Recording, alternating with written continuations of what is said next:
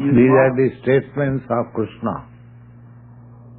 Now, the constitution of the soul, so far materialists are concerned, they cannot even find out where is the soul. Therefore, there are so many theories. Actually, they cannot find out where the soul is situated, because material senses cannot approach. The measurement of the soul is stated in the Vedic literature as 1/10,000th part of the tip of the hair.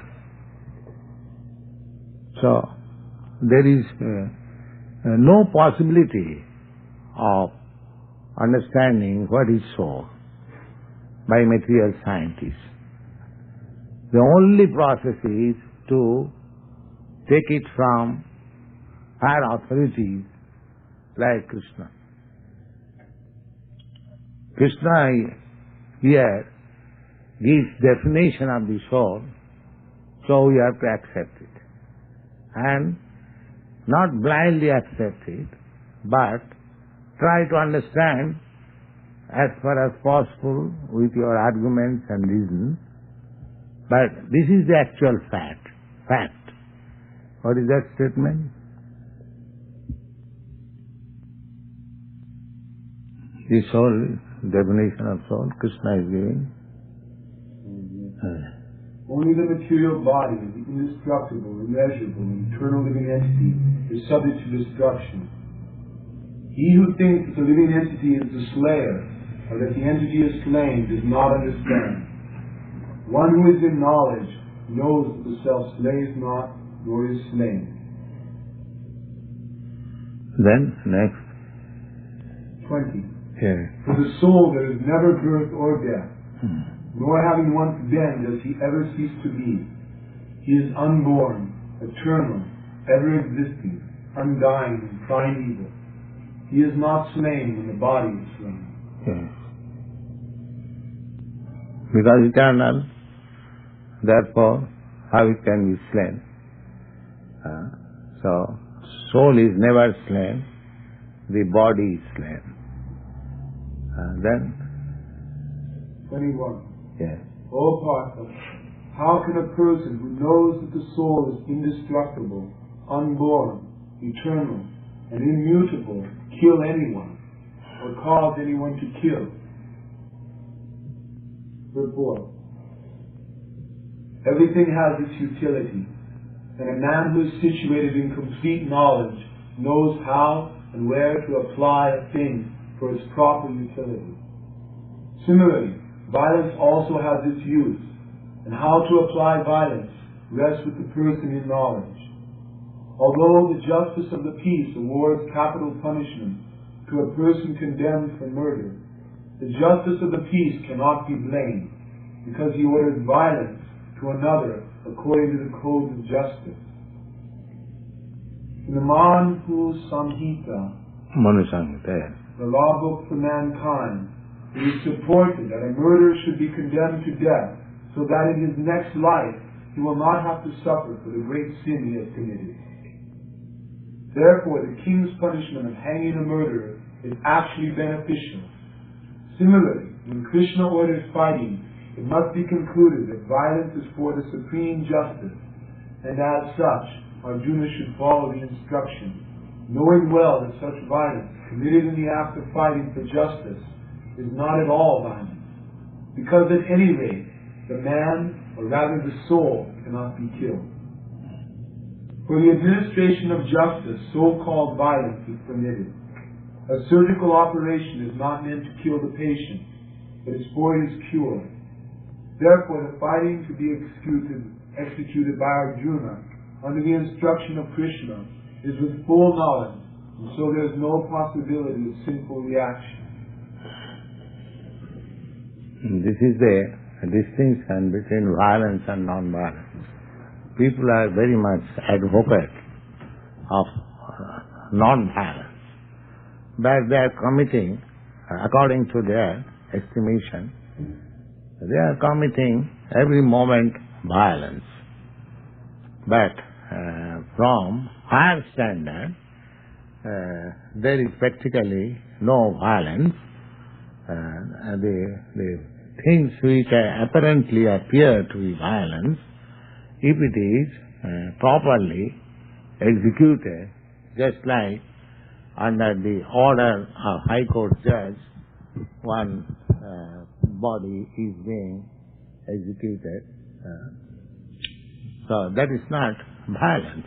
A justice of higher order is not meant for committing violence. It is justice. Similarly, when under the direction of the Supreme Justice, Krishna, anything is done, apparently although it appears violence, it is not violence, it is justice. This is the understanding. 22. As a person puts on a new garment, giving up old one, similarly the soul accepts new material bodies, giving up the old and useless one. Purport. In a different way, in varied ways, Krishna is trying to make us understand the constitutional position of the soul. Change of body by the atomic individual soul is an accepted fact. Even some of the modern scientists who do not believe in the existence of the soul, at the same time cannot explain the source of energy from the heart. They have to accept continuous changes of body which appear from childhood to boyhood, and from boyhood to youth, and again from youth to old age. From old age, the change is transferred to another body. This has already been explained in the previous verse. Transference of the atomic individual soul to another body is also made possible by the grace of the Super Soul. The Super Soul fulfills the desire of the soul as one friend fulfills the desire of another. The Vedas, such as the Mandaka Upanishad, as well as the Svetāvatara Upanishad, confirm this concept of two kinds of souls by comparing them to two friendly birds sitting on the same tree. One of the birds, the individual atomic soul, is eating the fruit of the tree, and the other bird is simply watching his friend. Of these two birds, although they are the same in quality, one is captivated by the fruits of the material tree, while the other is simply witnessing his activity. Krishna is the witnessing bird, and Arjuna is the eating bird. Although they are friends, one is still the master, and the other is the servant. That is the eternal relationship. These are confirmed in Vedic literature, just like Sita Upanishad, Mandukya Upanishad. The system is, whatever is mentioned in the Vedas, that is authoritatively accepted. That is the Vedic understanding. If there is some evidence in the Vedas, just like in law court, if there is some section in the law book, then the lawyers, the judge accepts it. Yes, it is like this. Similarly, knowledge, Vedas means knowledge. So, perfect knowledge is there. Therefore, if the evidence is there in the statement of Vedas, that is the proof, Sabda Praman. There are three kinds of evidences, Pratyakha, direct sense perception, and Sabda Praman, evidence from the Vedic statement, and Anuman, Aitijya, historical or hypothesis. So, out of all evidences, the evidence which is called derived from Vedic statement, that is accepted as most authoritative. Therefore, Mandukya Upanishad and Shvetashvatara Upanishad, they are Vedas. There is statement that two birds are sitting on the same tree. The tree is compared, the body is compared with the tree. And two birds, namely the super soul, Krishna, and the living entity, individual soul, they are sitting together. And one is eating the fruit of the tree, and the other is simply witnessing. This is our position. The other friendly bird, Krishna, or super soul, is giving us opportunity to act with this body as I like. He is giving us opportunity. Khetraka. I am the proprietor of this body. I have been allowed to utilize this body as I like. And the facility is given by the super soul. So if I like, I can utilize this body for higher grade of life. Krishna will give us all facilities. And if I like, I can utilize this body for lower grade of life. Krishna will give us facilities. See, he is always friendly. And he gives us also friendly advice that don't act independently. Just act in Krishna consciousness under me, then you will be happy. That is his actual instruction. But the living entity does not care for the instruction of the super soul. He wants to act independently, and he has to suffer the consequence. That is stated in the Bhagavad Gita, in the 4th chapter. Yajna karmannatru lupayam karma bandhana. Yajna means Vishnu or Krishna. Whatever you do, or not whatever you do, you have to do only for Krishna. Yajna karma. Whatever you act, never mind, whatever you do. But you have to act for Krishna. Yajna karma annatra, otherwise karma bandhana. You will be bound up by the reaction. The same example, a person acting on behalf of some superior authority, government, personally he has no responsibility. Because he is acting on behalf of the supreme authority. Just like a manager or agent, attorney. Just like we signed one lease agreement. Then Mr. Brown, he is acting as attorney on behalf of the landlord. So, he has no responsibility. He is acting in landlord capacity or landlord consciousness. He is trying to save the interests of the landlord as far as possible. But if there is any mistake, the landlord will suffer or gain. He has nothing to do. Similarly, if we work in Krishna consciousness, if there is something wrong, because we can act two ways, wrongly or rightly, that's all. If we do rightly, it is all right. Even if we don't do it rightly, wrongly, still it is right. Because the cause is the supreme. Yajna karmannatru lupayam karma bandhana.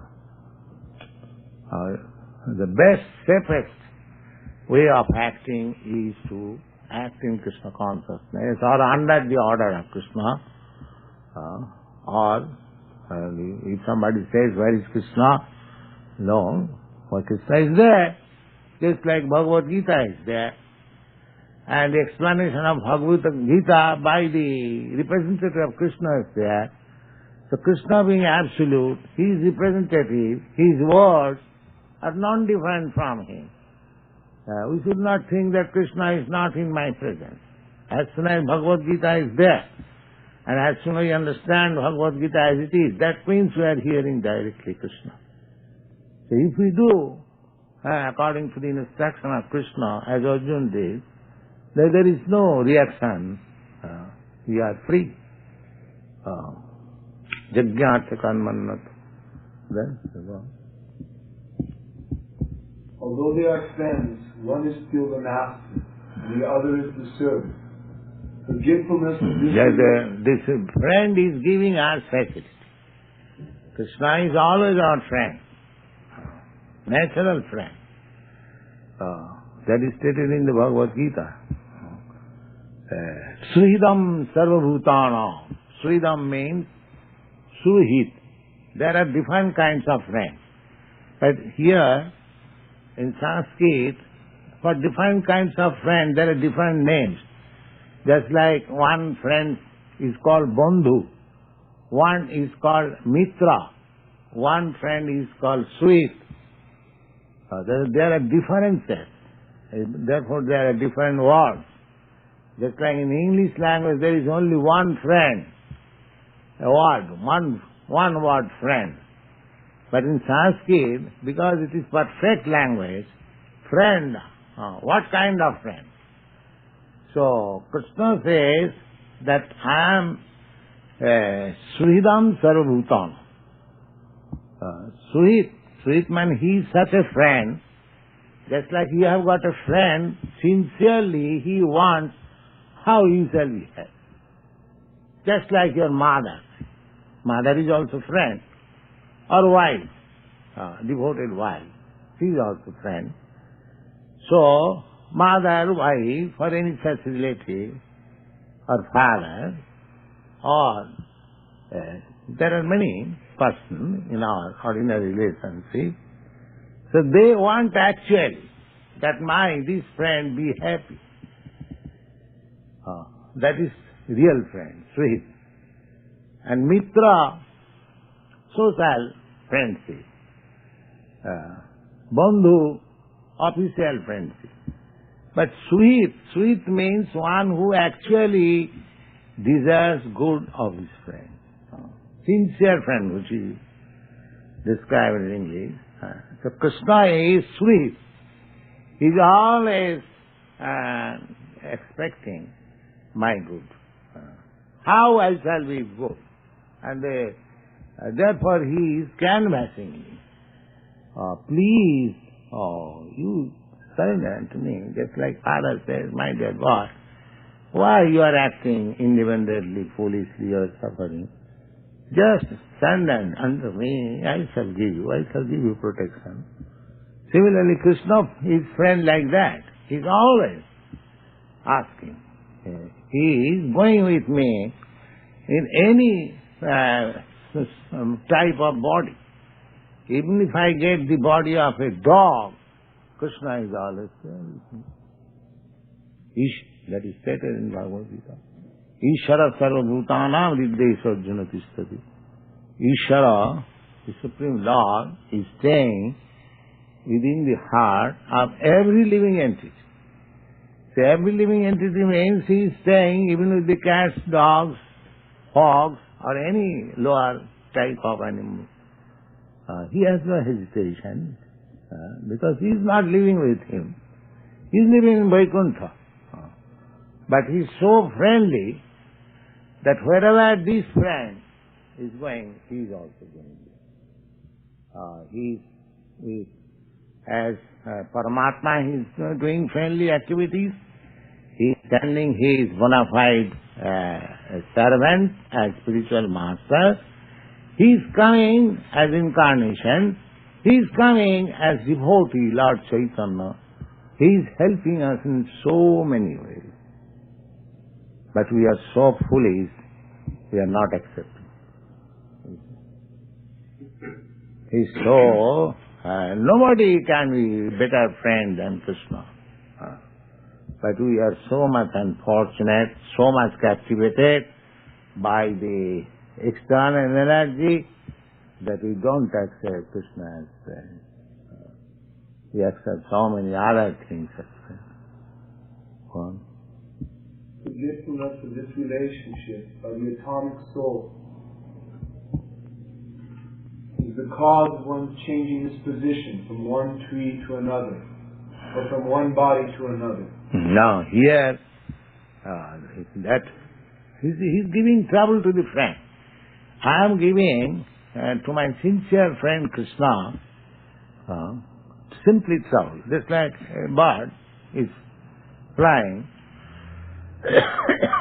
from one tree to another, the friend bird is also there.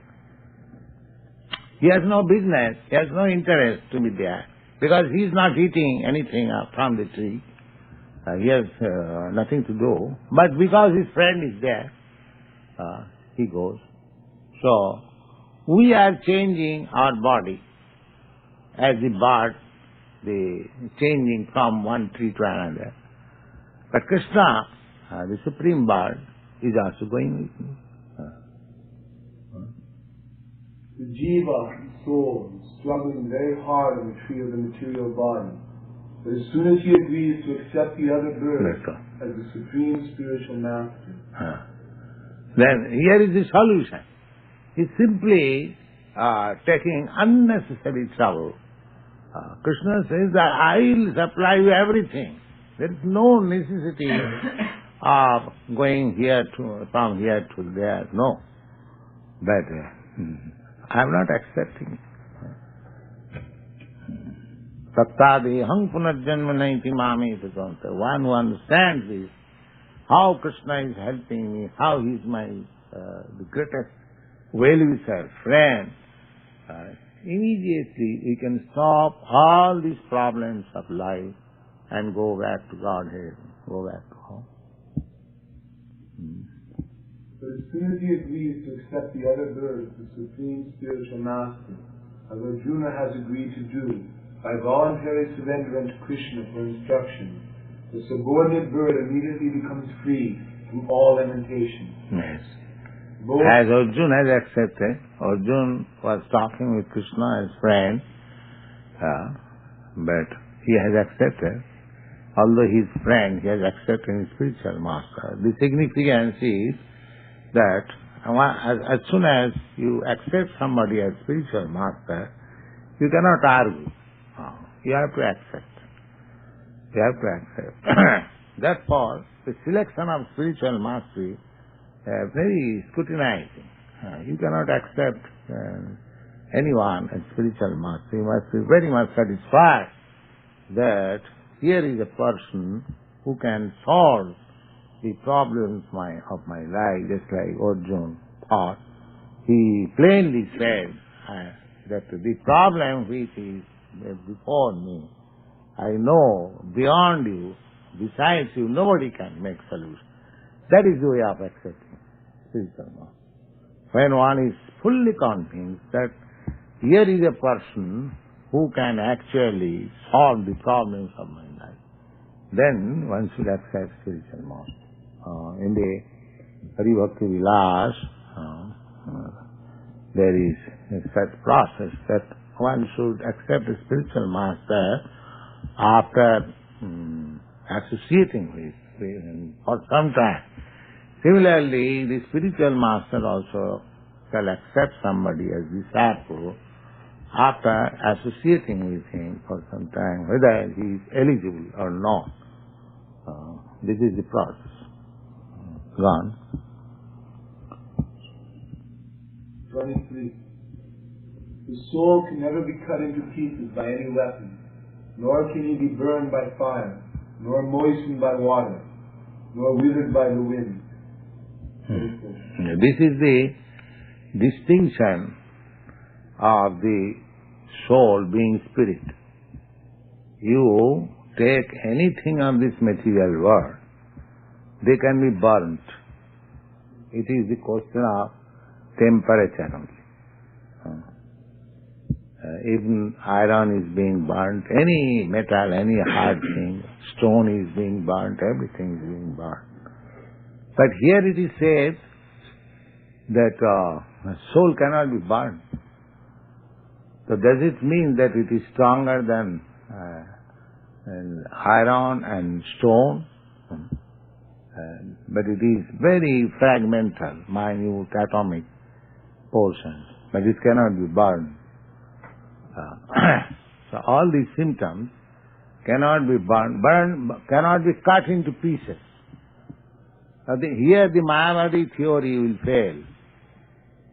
If the soul cannot be cut into pieces, then how the soul has become enwrapped with Maya?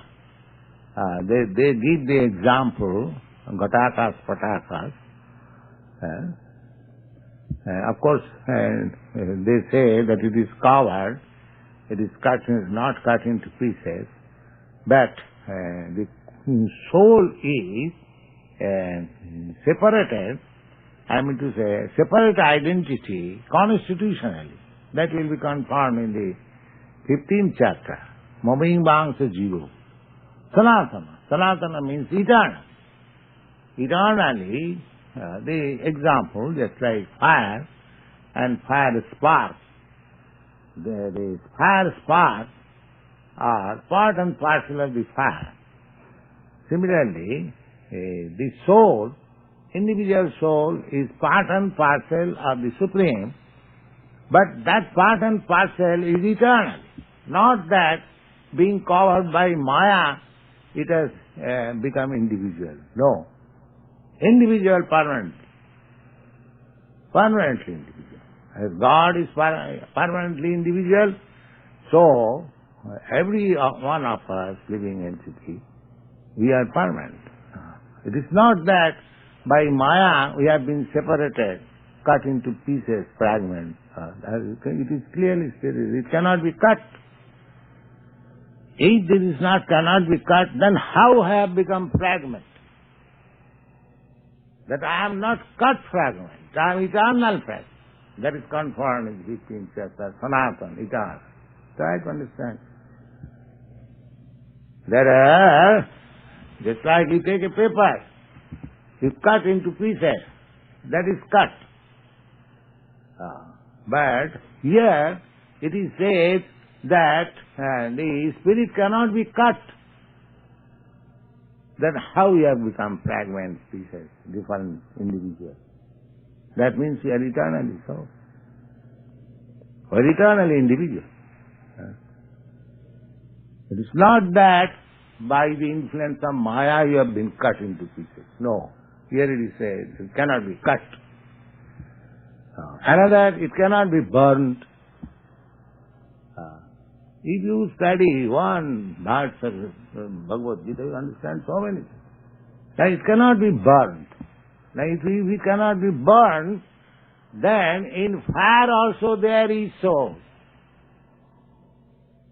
They materially say that in the sun globe it is impossible to have living entities there. No, because it cannot be burned.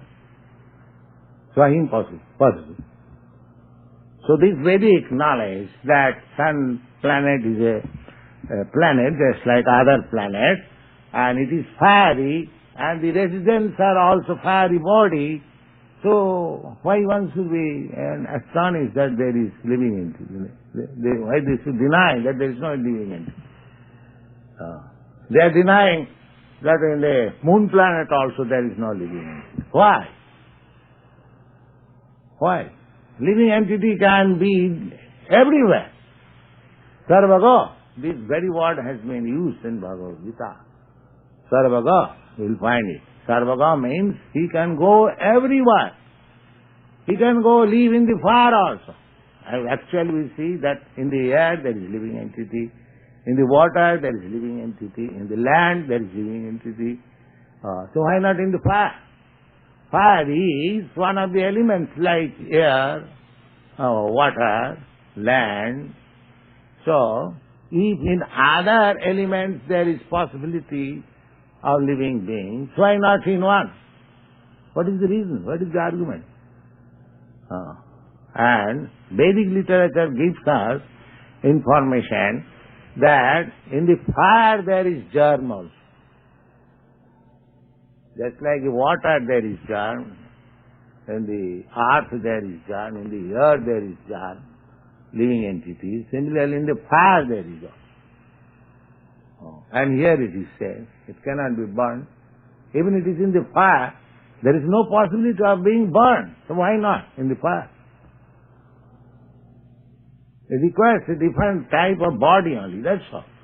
Just like the fish, it has got a different type of body. It is living very comfortably in the water. You have got a different type of body. You are living in the land very comfortably. You cannot live in the water. The fish cannot live in the land.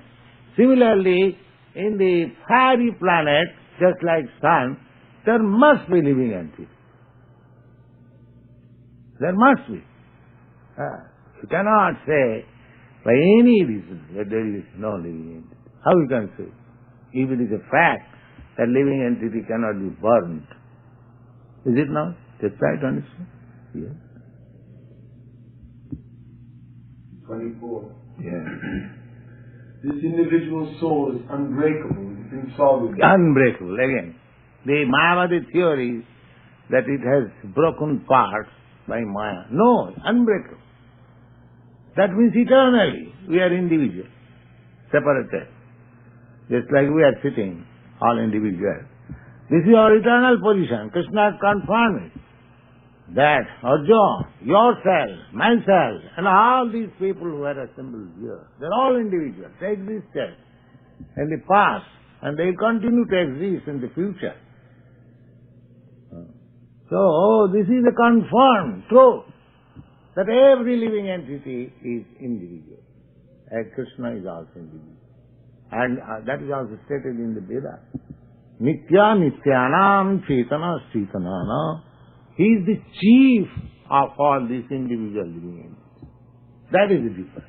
He is the chief. Just like you have accepted me, the chief of your group. But that does not mean in all other respects we are all one. You have got the same feeling, I have got the same feeling. You have selected me, or I have got some extraordinary qualification, I am controlling you. Similarly, Krishna has got the extraordinary quality by which he can control the whole situation. Otherwise, he is as individual as you are. Listen. The supreme controller, we use this word. That's all. Krishna is just like we are sitting face to face. Krishna is like that.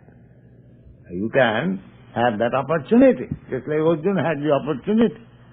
Similarly, you will have the opportunity. You have to take the opportunity. You will see Krishna face to face, talk with him face to face, play with him face to face.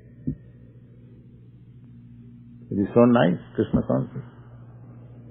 Yes. He is everlasting, all-pervading, unchangeable, immovable, and eternally steady. Everlasting. This is the everlasting. Then why I am not everlasting now? So this is my disease condition. People should take it like this. Here it is stated that the living entity is everlasting, but my present position is not everlasting. I am temporary. So why shall I be in this temporary, such abominable condition? I am everlasting.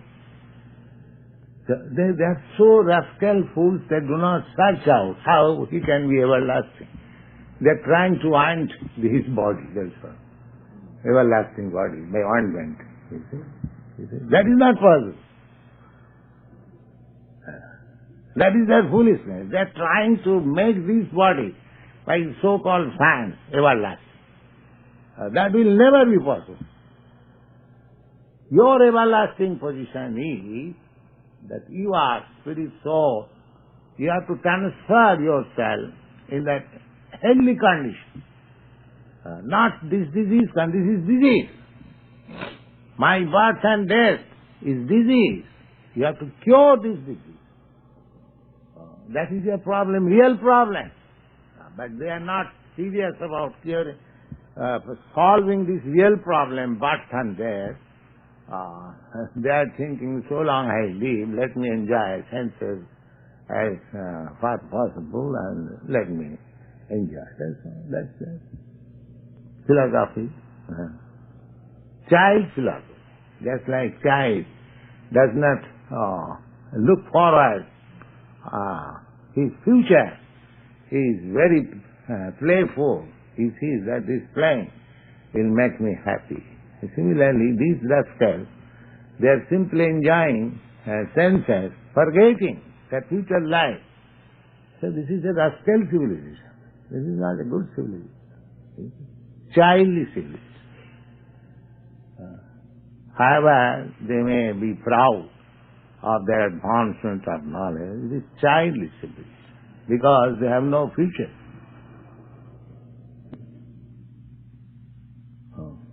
Everlasting, how I am going to be everlasting? They do not think of it. This one word can give so many volumes of thoughts to the real philosopher, to the real thinker. But here it is stated that the living entity is everlasting. And where is that living entity, everlasting? Why it is not so? This is the problem.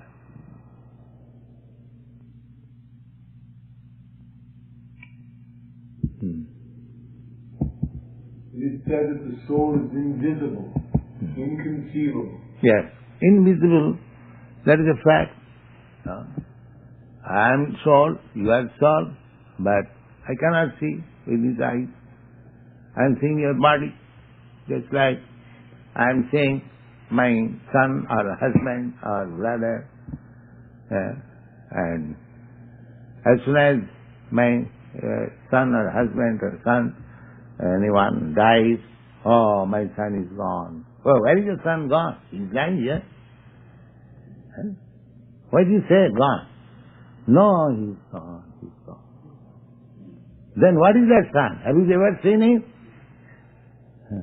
That is the problem. He has never seen his son or husband. He has seen his body as husband or son or father. They are invisible. You cannot see even a small particle of soul, which is spiritual. You want to see God immediately, without preparing your eyes. You see, they want to see God. They cannot see even the small particle of God, the soul, and they want to see immediately God. Yes, one can see God. But not immediately. You have to prepare your eyes. You'll see God, you'll see soul, everything. Everything will be visible. At the present moment it is invisible. Because we have got material eyes. With material eyes we cannot see anything spiritual. It is blocked. Knowing this, you should not grieve for the body. Yes, because we cannot see, just like the same example, a man is dead, his relative is crying, he says he's gone, he's still seeing, the body is there. That means he has never studied who is his relative. Then at least he must know after death that this body is not my relative. Something else beyond this body.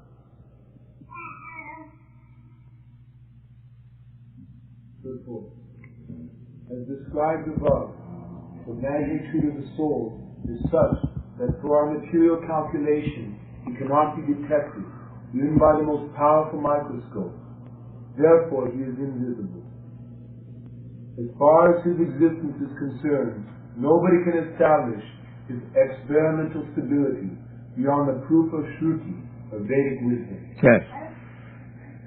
Now here Krishna says that don't care for this body, there is soul. That is Shruti. Shruti means you hear from Krishna, then you understand. Otherwise there is no possibility to understand. They take an example, as I have several times said, that who is your father, that you can understand simply by hearing from your mother. That's all. His mother says, he is your father. What is the evidence? Hearing from the mother. That's all. Similarly, anything spiritual, a spiritual identity, spiritual God, spiritual kingdom, you have to learn simply by hearing from authority. There is no other process. There is no other second process. Simply we have to hear. Just the same example. Who is your father? You have to simply believe your mother. Even if we, of course, it is not expected that she will give a false information. Understanding the mother is nice if she will give me. So that is the only way. You have to believe your mother, and that's all. Similarly, if you want to understand anything spiritual, you have to take information by hearing from such authorities as Krishna or his principles. And there is no other alternative. Other alternative, it will ever remain invisible and not understandable and so many things. Negative. Yes. We have to accept this truth because there is no other source for understanding the existence of the soul. Although it is a fact by perception. There are many things we have to accept solely on grounds of superior authority. Yes. No one can deny the existence of his father based on the authority of his mother. There is no other source for understanding. Now, everyone knows that when I am born, there must have been somebody my father. This is the conclusion. And now who is my father? That is evidence to be taken from mother.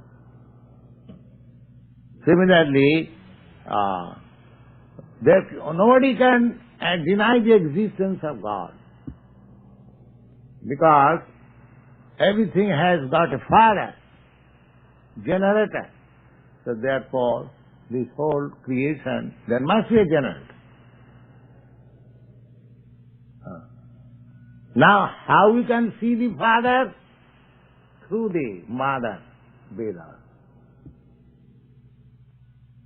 That's it. As we understand our Father through the Mother, similarly, through the Mother of Vedic knowledge, you can understand what is God. Well, similarly, there is no other source of understanding the soul except by studying the Vedas. yes. In other words, the soul is inconceivable to human experimental knowledge. The soul is consciousness. And consciousness, that also is the statement of the Vedas. And we have to accept that. Unlike the bodily changes, there is no change for the soul. As eternally unchangeable, he remains atomic always, in comparison to the infinite supreme soul. Yes. Unchangeable means the Mahabharata theory that now I am finite, I shall become infinite. That's wrong. How you can be? Eternal. Eternally finite, eternally remain infinite. We cannot be equal with God, the infinite. That is not possible. You'll have to remain as subordinate. The Supreme Soul is infinite, and the atomic soul is infinitesimal. Therefore, the infinitesimal soul, being unchangeable, can never become equal to the infinite soul. Yes, this is a common sense argument. How it can be?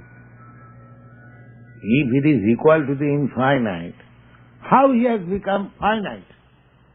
They cannot answer. The impersonalists cannot answer. How he has become finite? Then simply the answer is, it is Maya.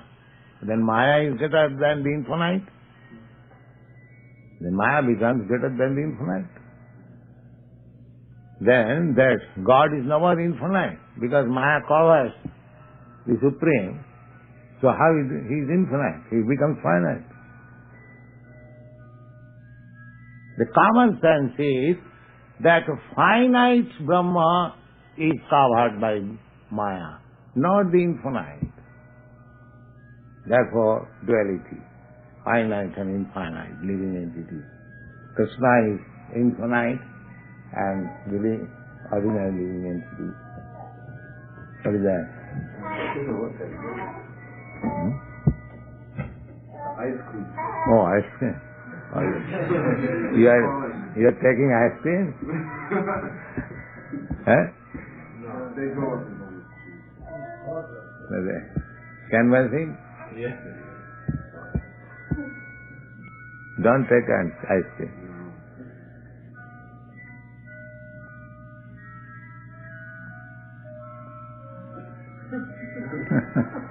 This is Maya.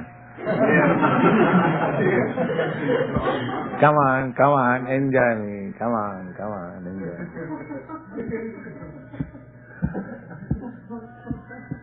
As soon as you enjoy, you become entrapped. That's all. That's like fishing tackle. They throw the tackle and invite the fish. Come on, enjoy me. Come on, enjoy. As soon as you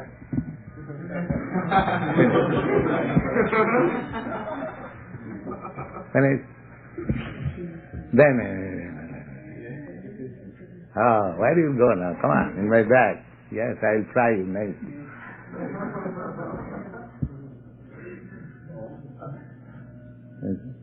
So these are all explained in the ЩrīmadBhāgavatam. The fish is losing his life by eating, by tongue. He cannot check the dictation of the tongue, therefore he is losing his life. Okay? Similarly, the animals, deer in the jungle, the hunter, they play a very nice flute, and all of them assemble to hear how it is nice, and then he kicks him in the trap, loses his life. That means hearing. Tasting, hearing. And the elephant is caught by sexual. Do you know how elephant is captured? Yes. A sea elephant is trained, goes to the male elephant and it follows, and the male elephant is dropped into what's called big pit. Yes. And then he remains there for some time, then he's shackled and he's taken out. In this way, there are different examples of senses.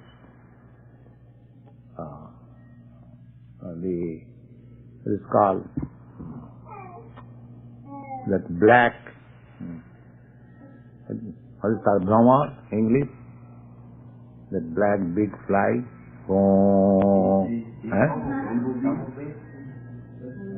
Maybe. It is entrapped by smelling lotus flower, within the lotus flower, and loses its life. So, by different sense gratification, the different kinds of animals are losing their life.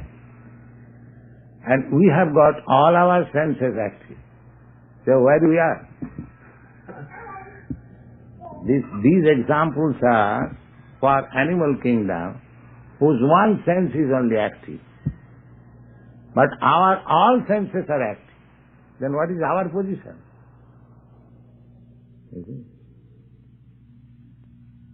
This example is given in the Bhagavad.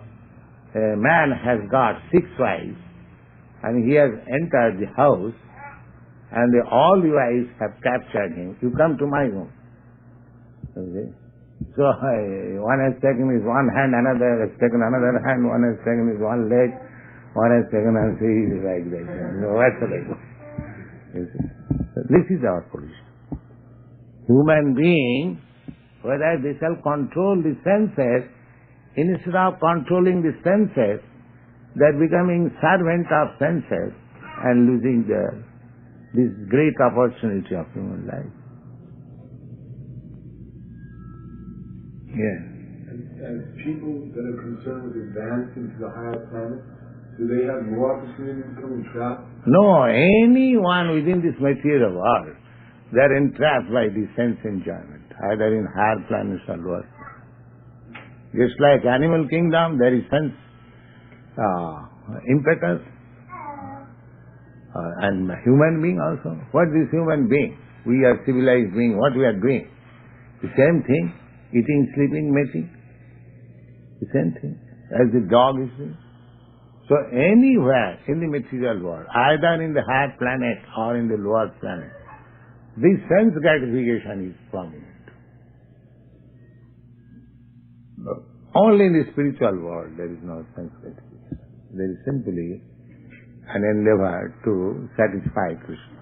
That here everyone is trying to satisfy his sense.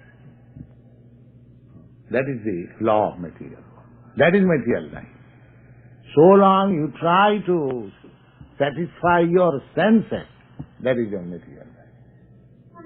And as soon as you turn yourself to satisfy the sense of Krishna, that is your spiritual life. It's a very simple thing. Instead of satisfying Rishikesha Sevanam, that is bhakti. You have got senses. You have to satisfy. Senses, with senses you have to satisfy. Either you satisfy yourself, but you do not know. The conditioned soul the soul does not know that satisfying the Krishna senses, his senses will be automatically satisfied. The same example, just like pouring water to the root or the fingers, part and parcel of my body, giving foodstuff here to the stomach, automatically the fingers will be satisfied. This secret we are missing. We are thinking we shall be happy by trying to satisfy our senses. Krishna consciousness means don't try to satisfy your senses, you try to satisfy the senses of Krishna, automatically your senses will be satisfied.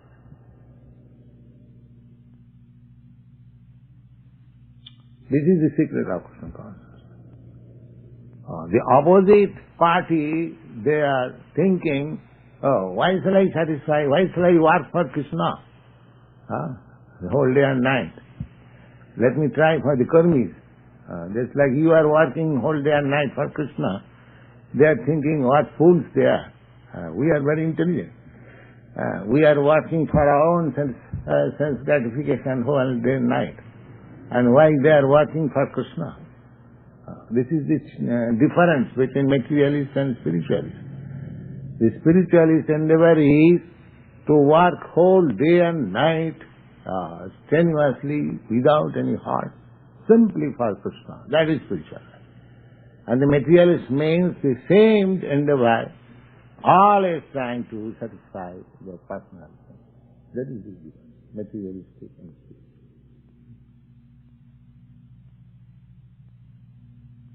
So, Krishna consciousness movement means that we have to train our senses to satisfy Krishna. That's all. So long, in other previous many thousands and millions of lives, we have simply tried to satisfy our senses, personal senses. Let this life be dedicated for satisfying Krishna's senses. That is Krishna. One life. We have several lives we have tried to satisfy our personal senses. Let this life, at least one life, let me try. What happens? So we are not losers. Even we feel inconvenience that by not satisfying our senses, that we are not losers. Try simply to satisfy Krishna's senses. Then it's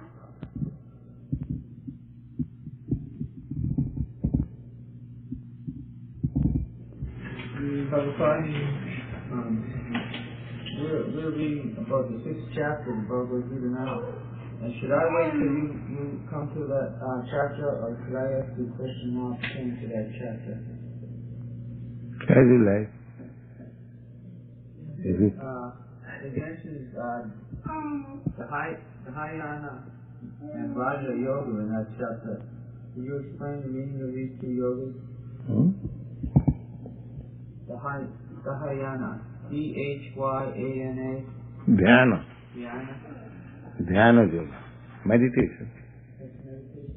And is Raja Yoga the same? Yeah. Both meditation. Yeah.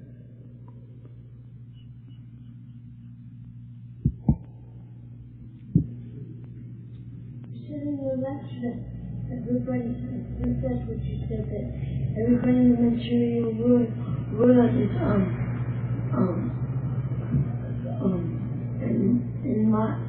in Maya, but that you can't be in Maya. How do you think?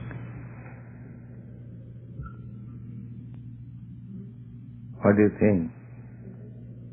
You're spiritual. You can't be in it. How do you think that I am not in Maya? Because you're a true devotee. You see Krishna in everybody.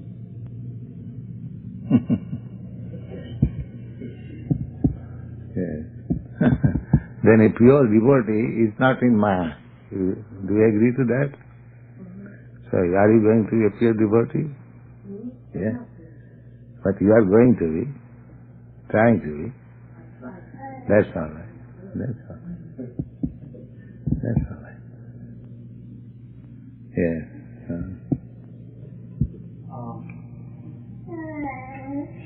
In Bhagavad Gita it says that we are one the spiritual, ISKCON, and 1/10,000 of the physical hair. We are very small, 1/10,000 part of the hair. Well, if we are unchangeable, does Krishna change his size to be the same size as us so that we can associate with him when we go back to the spiritual world? Yes.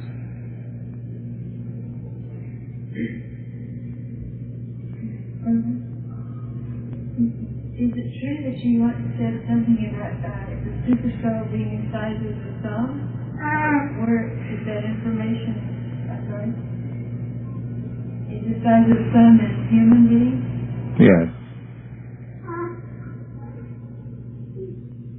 In the ЩrīCaitanyacaritāmṛta, you wrote that Krishna has no arms or legs, as we have arms and legs. That his spiritual body and the other is the same. His spiritual body and he has got spiritual arms, spiritual legs. I never said that he has no arms or legs. it says that he has no arms and legs as we know arms and legs. Yes, that is the statement in the Vedas. Apani pada javanagrahita. The Supreme Lord has no legs and hands, but still He accepts whatever we offer. Now we are accepting and we are offering here Krishna. So it is confirmed that He accepts. Now He is, we do not know how far away He is staying in Vaikuntha Loka. There is no limit of measurement. Then how is accepting?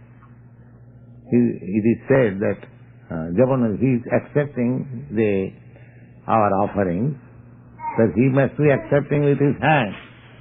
So He can stretch His hand so many millions and trillions miles away. Therefore, when it is said that He has no hand, that means He has no hand like us, limited. But that does not mean He has no hand. He has hand, unlimited. Unlimitedly He can stretch. That we cannot conceive. Because we have got these 3 feet And so Krishna must have at least 4 feet, that's all. They're proud philosophy. Simply imagining, Krishna may be very great, so we have got these 3 feet, Krishna, let him have 6 feet, that's all. But we cannot imagine how long his hand is. Therefore his hand cannot be compared with this material hand. He has no material hand. That is it, not Veda. But he has a hand that he cannot measure. Just like Arjuna could not measure when he saw the universal form.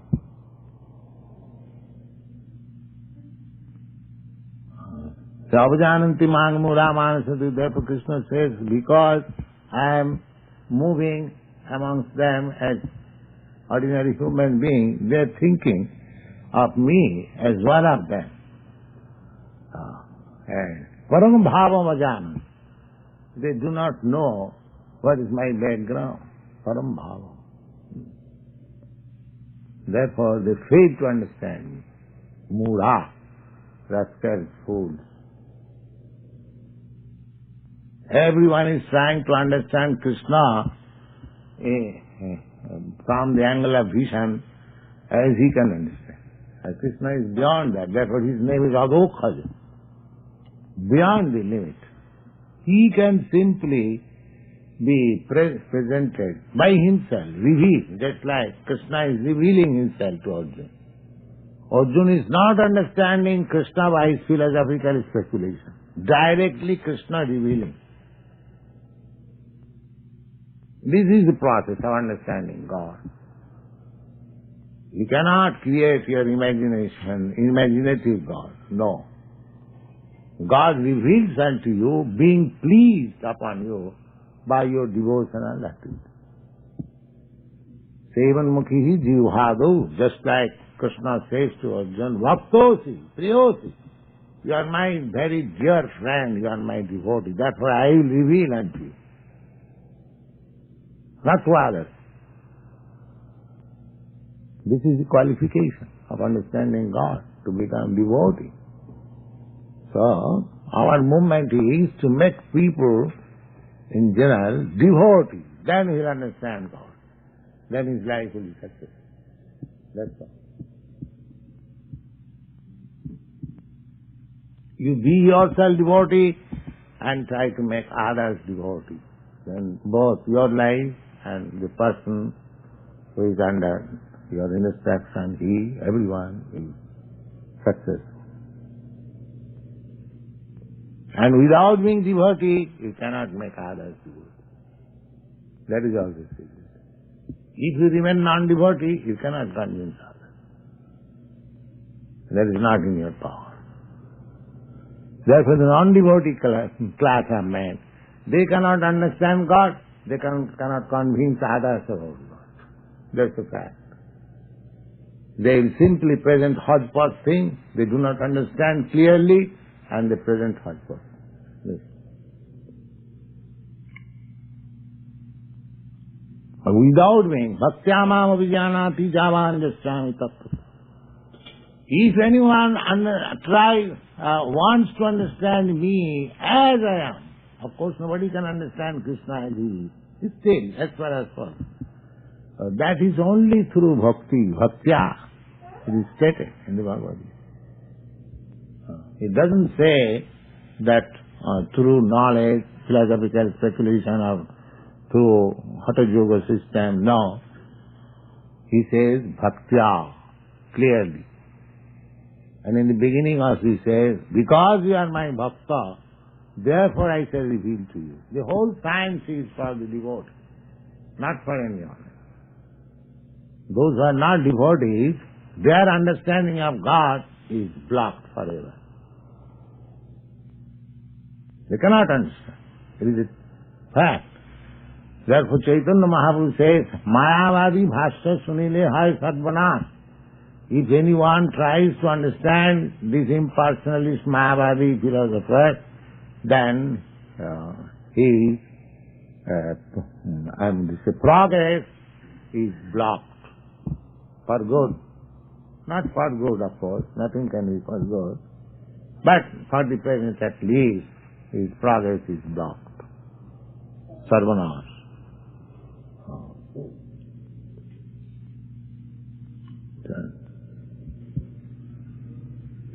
Hare Krishna.